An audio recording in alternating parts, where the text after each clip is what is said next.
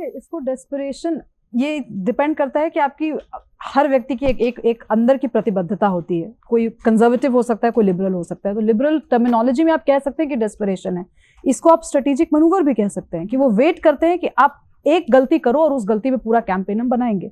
ये बिल्कुल, मैं बहुत पेशेंटली सबकी बात सुन रही हूँ कि सब कह रहे हैं कि ये मुद्दे थे, इस मुद्दे पे बात होनी चाहिए थी, बात हुई भी, पर उस मुद्दे को लेकर विपक्ष जब खुद ही कन्विंस्ड नहीं है, जब विपक्ष को खुद ही पीएफआई और बजरंग बली पर बात करनी है, तो आप बीजेपी के पाले में आकर खेल रहे हैं, तो वो आप फिर खेलते जाइए, फिर पूरा मैच उसी हिसाब से होगा।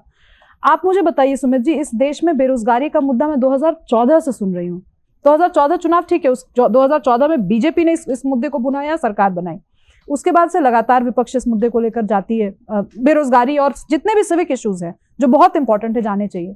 लेकिन क्या आपने इसको एक इमोशनल इशू, आप क्या इसको बना पाए? आज मल्लिकार्जुन खड़गे जी पर कहा जा रहा है कि हमले की बात हो रही है, कि आप इसको इशू बना पाए कि मैं एक दलित समाज से आता हूं, पूरा दलित वोट कंसोलिडेट हो करके खड़गे जी के साथ और कांग्रेस के साथ आ गया? नहीं ऐसा हो रहा। तो ये आपकी कमजोरी है कि आप नहीं कर पा रहे।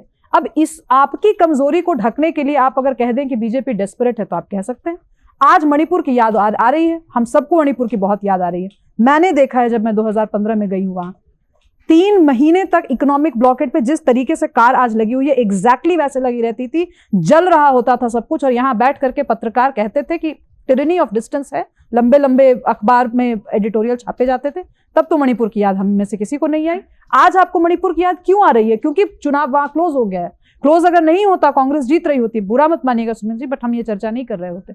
तो हमें समझना होगा कि हम एज अ नेशन गलती क्या करें। और ये गलती इस चुनाव के माध्यम से मैं एक चीज कहना चाहती हूँ, ये सारे, मैं अग्री करती हूँ आपसे, ये सारे नेशनल मुद्दे हैं, चाहे वो बजरंग बली का मुद्दा हो, चाहे वो गाली देने वाला मुद्दा हो।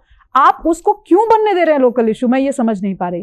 क्या जेडीएस का अस्तित्व खत्म हो गया? वो जो 20 सीटें जहां पर जेडीएस का प्रभाव है, वो डायरेक्ट टक्कर है कांग्रेस और बीजेपी में, हम उस पर बात ही नहीं कर रहे। तो हम स्वयं लोकल इश्यूज पे, जब स्टूडियोज में भी जब हम लोकल इश्यूज पे बात नहीं कर रहे हैं, तो ये बीजेपी के लिए कहीं ना कहीं 2024 का जो एक पूरा लंबा नैरेटिव सेट हो रहा है, ये बात सच है कि बजरंग बली पे नैरेटिव सेट होगा। और कहीं ना कहीं मैं अपने बारे में बात कर सकती हूँ, सबके बारे में नहीं कह सकती। कहीं ना कहीं मैं भी उस अंदर से तो मैं हूँ कंजर्वेटिव, तो कहीं ना कहीं मेरा भी जो वो कंजर्वेटिव खून रहेगा, वो उबलना शुरू हो जाए कि भाई बात तो सही है। तो मुझे जब वोट देना होगा तो शायद बजरंग बली वाले मुद्दे पर ही दूं।